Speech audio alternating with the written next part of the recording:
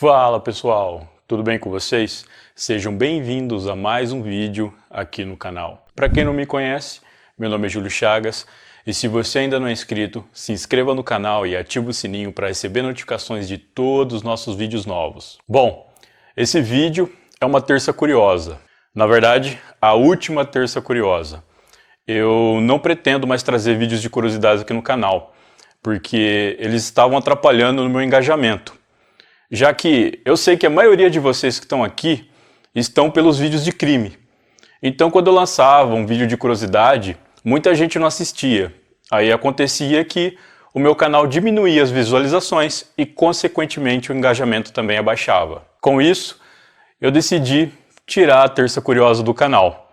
Talvez futuramente eu faça um canal paralelo onde eu fale de curiosidades, mas ainda não é nada definido.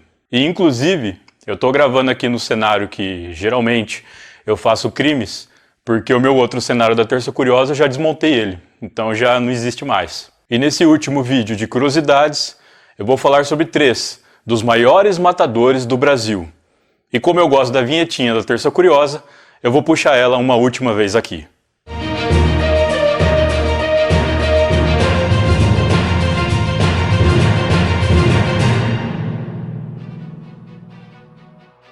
Pedro Rodrigues Filho, o Pedrinho Matador. Pedrinho nasceu em 17 de junho de 1954, em Santa Rita do Sapucaí, uma cidade localizada no estado de Minas Gerais. A violência parecia algo predestinado em sua vida, antes mesmo do seu nascimento. Sua mãe era agredida constantemente pelo seu pai, inclusive durante o tempo em que ela esteve grávida de Pedrinho. Essas agressões resultaram em uma fratura no crânio do menino, enquanto ele ainda estava na barriga de sua mãe. Aos 13 anos, ele sentiu vontade de matar pela primeira vez, quando brigou com o primo mais velho e o empurrou para uma prensa de moer cana. O primo dele ficou com o braço preso no moedor e ainda foi golpeado até a morte com uma foice por Pedrinho. No ano seguinte, aos 14 anos, ele matou o vice-prefeito da cidade de Alfenas com uma espingarda que pertencia ao seu avô. O motivo seria a demissão injusta de seu pai, que era guarda escolar na época e foi acusado de roubar merenda. Depois, ele ainda matou um vigia escolar, que supôs ser o verdadeiro ladrão da merenda. Após esses crimes, Pedrinho fugiu para Mogi das Cruzes, cidade do estado de São Paulo, onde ele começou a matar e a roubar traficantes. Nessa mesma cidade, ele conheceu uma mulher cujo apelido era Botinha, com quem ele engatou um relacionamento e foi morar junto. Botinha era a viúva de um homem que, quando vivo, comandava o tráfico em uma região da cidade. Posteriormente, ela acabou sendo morta pela polícia em uma operação, mas Pedrinho conseguiu fugir dos policiais. Mais tarde, ele se envolveu com uma mulher chamada Maria Olímpia, por quem ele dizia ser apaixonado. Maria até chegou a ficar grávida dele, porém, um tempo depois, Pedrinho encontrou Maria morta. Ela havia sido baleada várias vezes. Para saber quem era o responsável pelo crime, Pedrinho espancou e matou várias pessoas. Quando ele soube de quem se tratava, no caso um traficante rival, ele invadiu a festa de casamento do irmão desse traficante com mais 4 amigos e matou, além do traficante, mais 6 pessoas e deixou 16 feridos. Na época, ele não tinha nem 18 anos ainda. Em 1973, Pedrinho foi preso e condenado a mais de 120 anos de prisão. E foi na prisão que sua vida de matador realmente começou. É dito que ele matou mais de 48 pessoas na prisão, incluindo o próprio pai, que estava preso por ter matado a mãe de Pedrinho. Em 2003, era para ele ser solto, mas por causa dos crimes cometidos dentro da prisão, sua pena foi aumentada e ele teve que ficar mais um tempo preso. Ele foi solto em 2007, mas voltou a ser preso em 2011 pelos crimes de motim e cárcere privado, cometidos quando ainda estava detido em São Paulo. Em 2018, aos 64 anos, ele foi solto novamente, se converteu ao cristianismo e recomeçou sua vida. Galera, isso foi só um resumo da história do Pedrinho. Ele tem uma história bem extensa e bem detalhada. Inclusive, eu estou terminando um roteiro que eu vou trazer um vídeo bem completo aqui para vocês no canal. Francisco de Assis Pereira, o maníaco do parque. Francisco nasceu em novembro de 1967, na pequena cidade de Guaraci, que fica no estado de São Paulo. De acordo com a perita criminal, Gigi Barreto, Francisco já demonstrava um comportamento estranho na infância, e que apesar de sua família o descreverem como uma criança meiga e quieta, ele já havia tentado fritar um pássaro na frigideira. Bom, para quem não sabe, a Gigi possui um canal aqui no YouTube que conta com quase 200 mil inscritos. Ela faz vídeos onde fala sobre casos criminais através da perspectiva de um perito criminal. Para quem gosta desse tipo de conteúdo, eu recomendo muito. E quando forem lá, falem que vieram pelo Júlio Chagas. Eu vou deixar o link do canal no meu comentário fixado aqui embaixo. Voltando ao caso, é dito também que durante a sua infância, Francisco sofreu abusos por parte de uma tia materna chamada Diva. Desde muito novo, ele tinha uma paixão por esportes, gostava muito de andar de patins e bicicleta. Inclusive, chegou a ganhar vários troféus e medalhas em competições. Aos olhos de muitos que o conheciam, ele era um rapaz comum, equilibrado e bem articulado.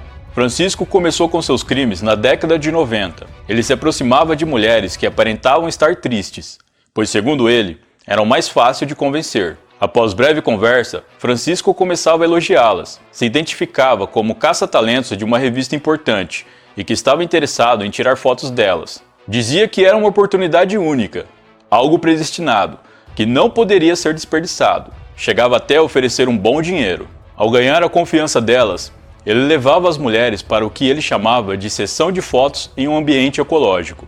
O local que Francisco escolheu para essa sessão de fotos é o Parque do Estado, uma reserva florestal de 550 hectares na zona sul de São Paulo. E era nesse parque que Francisco matava suas vítimas. Ele foi preso em 4 de agosto de 1998, no estado do Rio Grande do Sul. No total, Francisco violentou e matou 9 mulheres. Ele chegou a confessar 11 mortes, mas só 9 corpos foram encontrados. Em 1999, Francisco de Assis Pereira foi condenado a mais de 280 anos de prisão. No entanto, a legislação brasileira da época não permitia que uma pessoa ficasse mais do que 30 anos preso.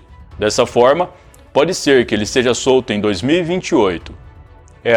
Daqui a apenas 7 anos. Júlio Santana, o maior pistoleiro do Brasil. Bom, pessoal, não há fotos dele disponíveis na internet, mas a sua história é verídica. Júlio Santana nasceu por volta de 1955, em Porto Franco, um município do estado do Maranhão que faz divisa com o estado de Tocantins. Ele morava com seus pais e seus 2 irmãos mais novos, e até então levava uma vida normal e nunca havia se metido em problemas. Sua vida mudou quando seu tio, Cícero Santana, foi passar uns dias em sua casa. Cícero era um policial militar e experiente matador de aluguel que atuava pela região há um bom tempo. Ele tinha ido para a cidade de Porto Franco justamente para executar uma pessoa. No entanto, Cícero pegou malária e não tinha condições de fazer o serviço, mas se ele não fizesse, outros pistoleiros viriam atrás dele, já que ele havia recebido o pagamento adiantado.